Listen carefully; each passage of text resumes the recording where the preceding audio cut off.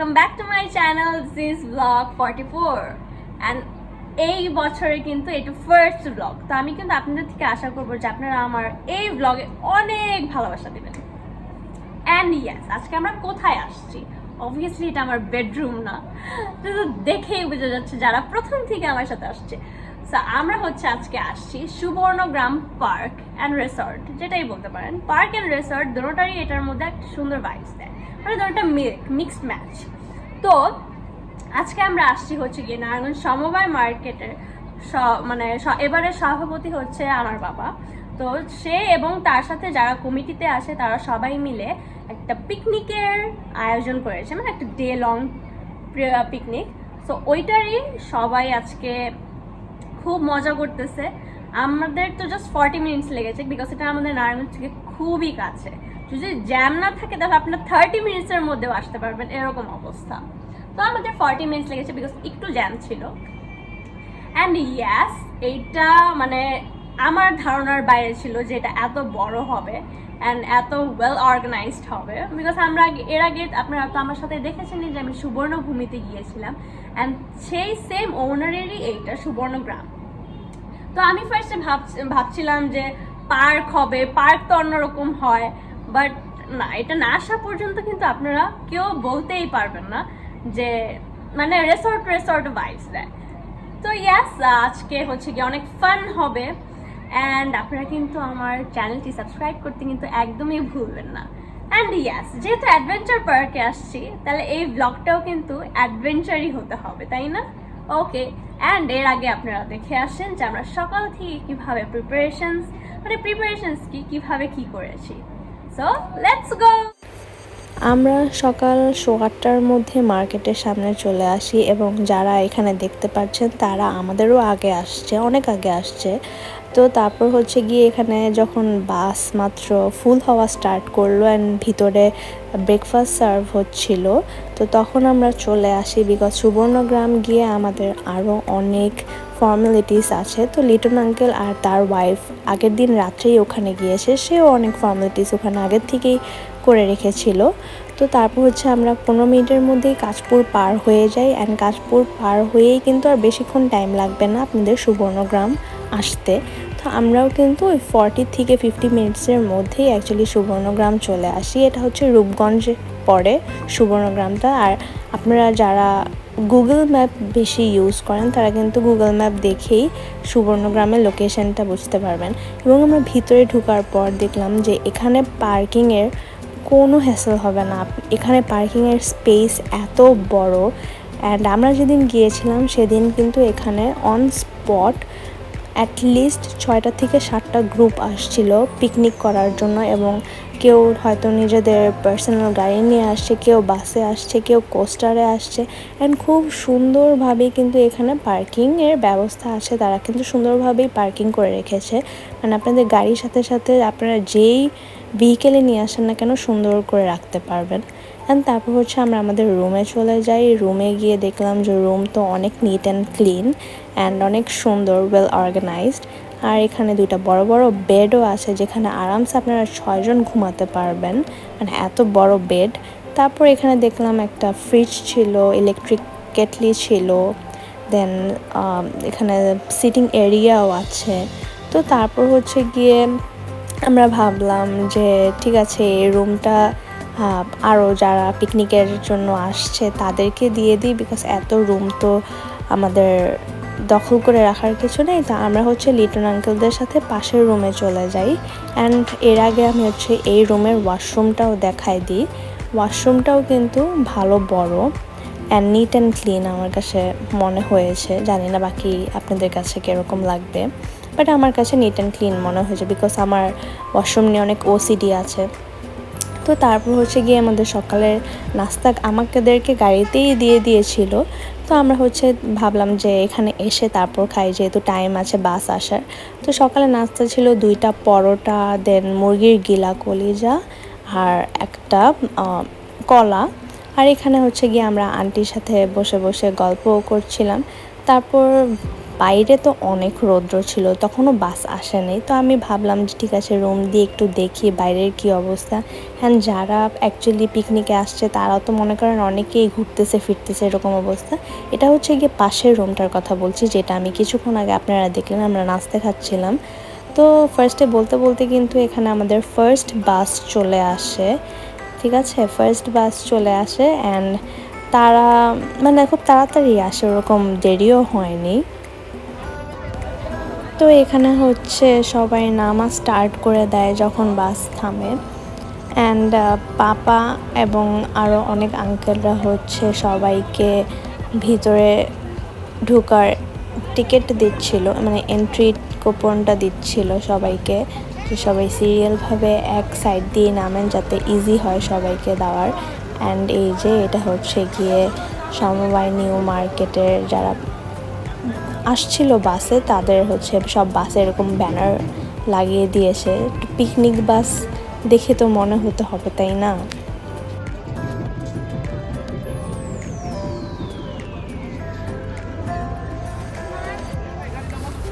বলতে বলতে এখানে আমাদের সেকেন্ড বাসও চলে আসে অ্যান্ড এখানে সেকেন্ড বাস থেকেও মোটামুটি সবাই নামতেছিল অ্যান্ড সেম প্রসেসেই সবাইকে এন্ট্রি কুপন দেওয়া হচ্ছিল।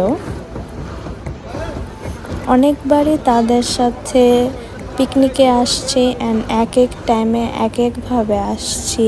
হয়তো তাদের সাথে কোনো টাইমে আমরা এরকম রিসর্টে গিয়েছি বা শিপের পিকনিকে গিয়েছি, বাট কোনো টাইমেই না সবাইকে মনে রাখতে পারি না। তো এইবার আর কি ভ্লগে থাকলে সবাইকে মনেও থাকবে আর মেমোরিজ হিসেবেও থাকবে আমি যা মনে করি। তো এখানে হচ্ছে এখনও সেকেন্ড বাস থেকে সবাই নামতেছিল, বিকজ অনেক মানুষ হয়েছিল, প্রায় 300-র মতো মনে হয়, 300-400 এরকম তো হবে, আমার এক্স্যাক্ট মনে নেই। তো 4টা বাস ছিল অ্যান্ড ইয়াস, এই তো সবাই নামতেছে, সবাই সবার এন্ট্রি কুপন নিতেছে।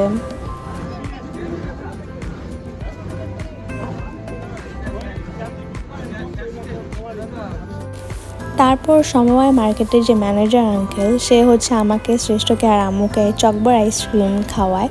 তো শ্রেষ্ঠ আমার চকবার আইসক্রিমটা ভিতরে রুমে এসে দিয়ে যায়, বিকজ আমি তো বললামই যে আমি এই রৌদ্রের মধ্যে একদমই বের হব না। তো ভাবলাম যে ঠিক আছে এখন চকবার আইসক্রিমটাই এনজয় করি রুমের ভিতরে বসে। তো আমিও হচ্ছে খেয়ে নিলাম। খাওয়ার পরে হঠাৎ করে শ্রেষ্ঠ বলতেছে যে ও আর লিটন আঙ্কেলের ওয়াইফ আন্টি নাকি ফেরি হুইলে উঠেছে। তো আমি হচ্ছে একদম জুম করে দেখতেছি যে কই, এই যে দেখেন শ্রেষ্ঠ হচ্ছে এটার মধ্যে।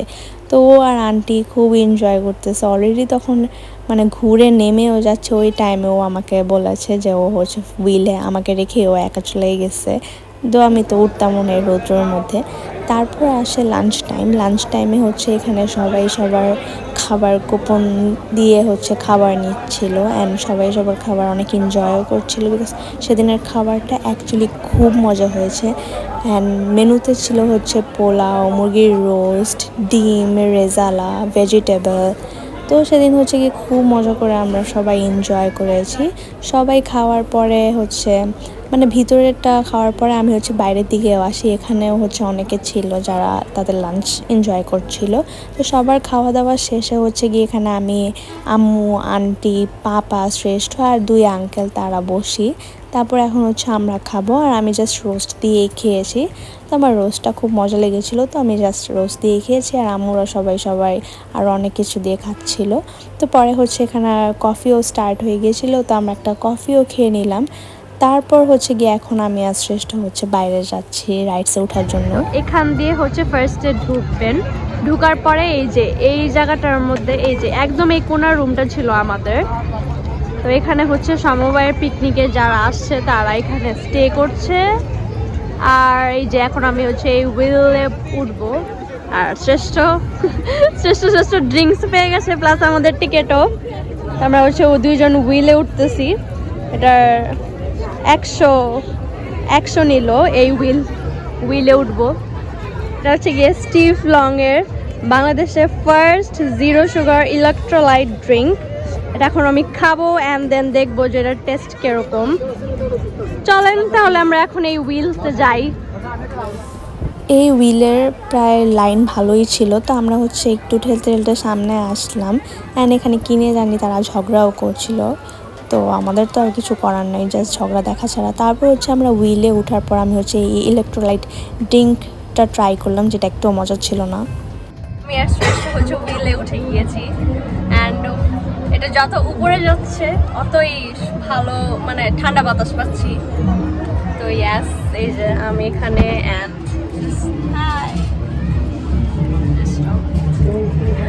তো মানে ভালোই লাগছে। এখন একটু রৌদ্র তাপমাত্রাটাও কম, আর এই টাইমেই ঘুরতে পারলে আমার কাছে মনে হয় বেস্ট। তো এই তো, আর উপরে তো উঠেও গিয়েছি মোটামুটি। তো এখন আমরা অন্য কোন রাইডে উঠবো একটু দেখবো। তো আমরা এখান থেকেই দেখতে পাচ্ছি যে আর কোন রাইডে উঠতে পারি। তো দেখি, দেখেন এইটাতে উঠলে তো আমি আর টিকবই না মনে হয়। এটা আমার কাছে অনেক অনেক ডেঞ্জারাস বেশি লাগে, অনেক ডেঞ্জারাস লাগে, আমার কাছে ভয়ও করে। আর এই যে নিচে এখানে হচ্ছে আপনারা প্যাডেল বোট মানে চালাতে পারবেন। মাই গড, কি চিল্লাচিল্লি! ওখানে কোথায়? ও ইয়াস, পিছনে দেখেন এখানে নৌকা ইটা যে রাইডটা, এটা তো ভাই আমি উঠলে আমার মনে হয় যে কি হবে আমার। হুইল থেকে নামার পর এখানে এসে দেখি এই রাইডে উঠলে এখন লাঞ্চের পরে আমাদের যে কী অবস্থা হবে এটা তো আপনারা বুঝতেই পারছেন। বাট যারা উঠেছে তারা তো এত চিল্লাচিল্লি করছিল যে সামনে না থাকা পর্যন্ত আপনারা বুঝবেন না যে তারা মজাও করছিল, বাট যে চিল্লানোর আওয়াজ ছিল এটায়। ডেঞ্জারাস রাইডে উঠার ভিড়টা কি দেখেন, এত বড় লাইন, এন্ড ওখানে তাদের অবস্থা তো খারাপ হয়ে যাচ্ছে যা দেখে মনে হলো।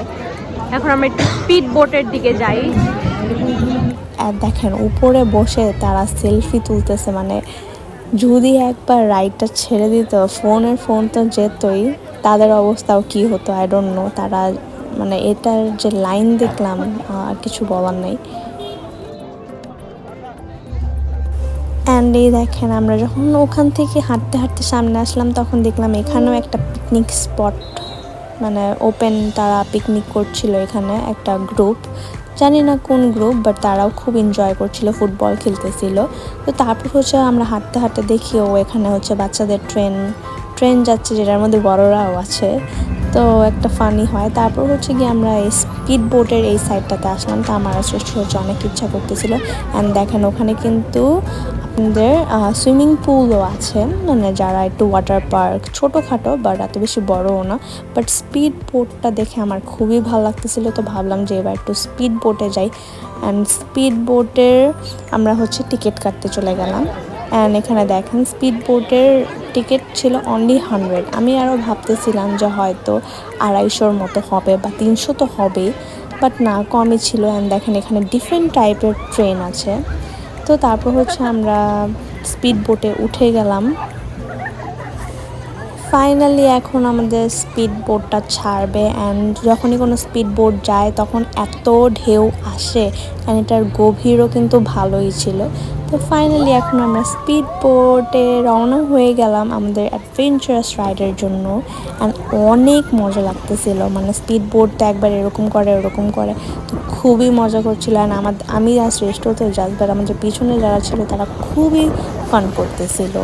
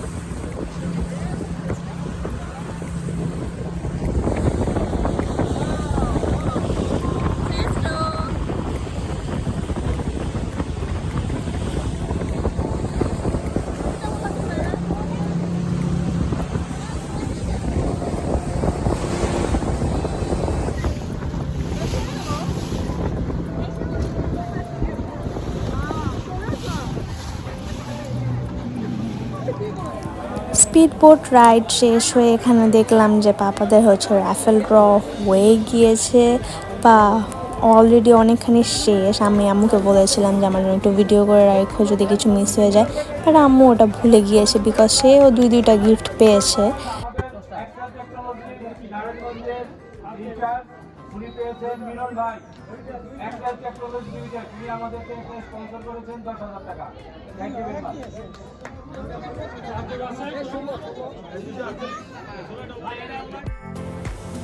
এই গিফটের স্পন্সর ছিল মানে আমাদের যে স্টুডিওটা ফটো কর্নার, পাপা আর কি এটা স্পন্সর করেছিল এই রাফেল ড্রর গিফটসগুলা, যেটা প্যাকিং আমি আর আম্মু আর রুকসার করেছি। তো তারপর হচ্ছে ফাইনালি আমরাও দুইটা পেলাম। তো তারপর হচ্ছে এখানে তো বাকি কন্টিনিউ চলছিল যে কে কী গিফট পাবে না পাবে। সবাই সবার রাফেল ড্রর কুপনটা নিয়ে সামনে আসছিলো অ্যান্ড সবাই সবার গিফট নিচ্ছে। অ্যান্ড এর মধ্যে দেখেন বাইরে কিন্তু তখন অলরেডি আরও বেশি মানুষ এসে পড়েছে।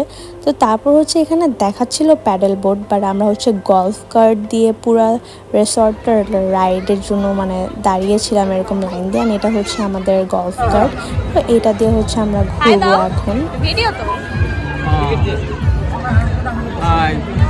আন্টিকে দেখা যাবে।